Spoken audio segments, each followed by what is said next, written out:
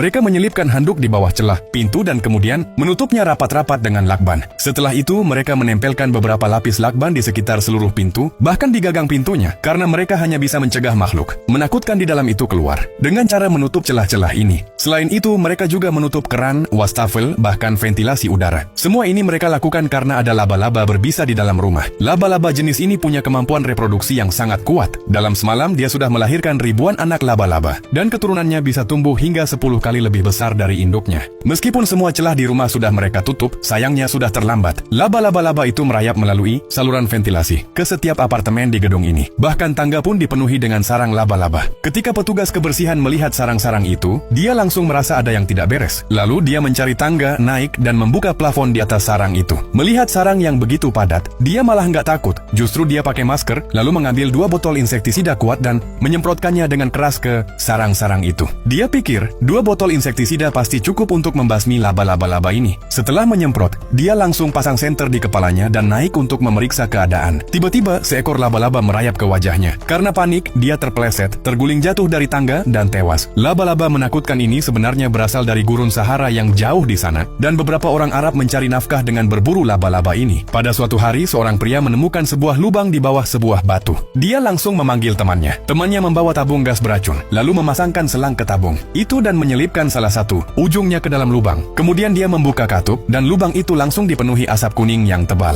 Setelah asap itu hilang, pria itu memasukkan kepalanya untuk memeriksa. Tanpa diduga, seekor laba-laba tiba-tiba keluar dan menggigitnya, membuatnya berguling-guling di tanah karena rasa sakit. Temannya yang ada di sana tidak menolong sama sekali. Malah, mereka menggunakan pisau untuk mengakhiri hidupnya. Lalu, banyak laba-laba keluar dari lubang itu. Temannya melihat mereka seolah menemukan harta karun dan buru-buru menangkapnya dan memasukkannya ke dalam kotak. Laba-laba ini kemudian dijual ke berbagai negara. Mehmet adalah penggemar hewan peliharaan eksotik. Dia langsung melihat seekor laba-laba betina di toko hewan peliharaan dan membelinya dengan harga 1 juta rupiah. Setelah sampai di rumah, karena dia sibuk pergi ke pesta, dia menemukan kotak sepatu, menaruh beberapa lapis tisu sebagai sarang untuk laba-laba itu. Tidak pernah terbayang oleh Mehmet bahwa tindakan ini akan merenggut nyawa semua penghuni di apartemen itu.